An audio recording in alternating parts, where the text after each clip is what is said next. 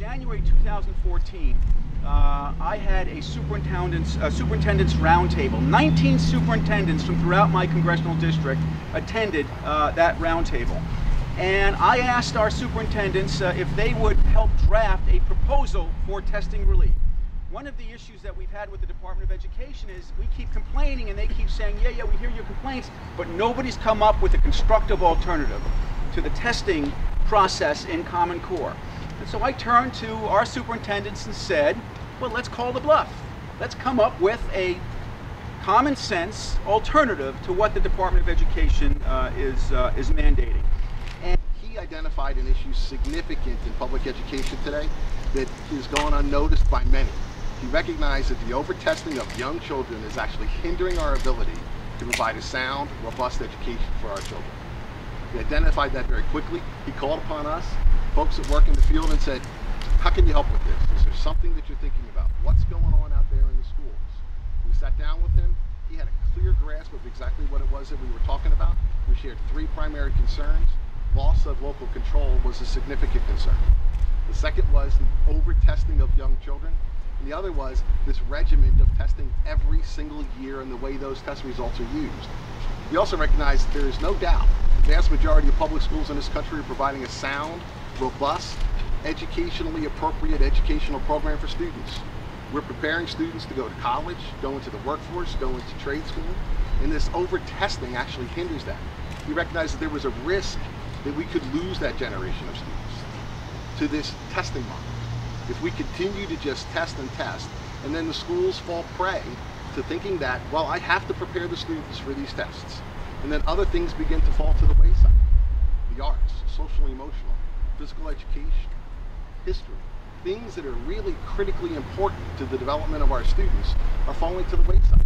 So how do we manage that in a way that is going to be appropriate?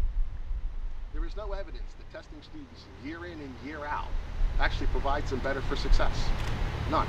So the congressman recognized that and said, yes, we want checkpoints. There should be checkpoints. How do we allow for that in a way that's going to be meaningful? How do we allow for the provision of data to schools so that they can use that and glean what's appropriate so that they can build more innovative programs? So this legislation is designed in such a way that demonstrates that understanding. It demonstrates an understanding that U.S. public schools are the finest schools in the world. And how can we support that, and how can we support that movement forward? There are no superintendents that I've run into who have indicated anything other than that we're losing valuable instructional time, and we need to address this matter so that we can use assessments in a way that are appropriate for students and for programs. This idea that we're going to use assessments to determine whether or not schools are doing their jobs or not is a delicate component of what it is that's being done with these tests. So how do we do this in a way that benefits students? And we haven't run into anybody who was arguing against that. I certainly would agree that as a result of the assessments that are given, whether or not students are deemed to be proficient, we must provide academic intervention services. As you know, they've changed the cut score and raised it. They didn't necessarily change the raw score that was allowed for kids, but then said, now these students need academic intervention services and you have to fund that. So managing that became a significant issue. To build on the prior question around what these tests are used for, real good instructional practice would indicate that we bring back the data analysis from those assessments. What did the students do well on? What didn't they do well on? And then use that to support instructional programs. We don't receive that information, nor do we agree that testing every year is necessary. That amount of growth for a child at that age, and I've heard this used before, so we're testing them before we have an opportunity to actually teach them. And then trying to determine whether or not what it is that we're doing is appropriate. We need more time to actually engage in that instructional process. That's really what's at root here. This component around whether schools and teachers are doing their job, accountability, I don't think that's a stranger to anybody standing here.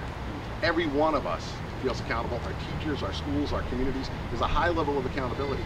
This idea that we are somehow going to test our way out of some manufactured crisis is really flawed issue.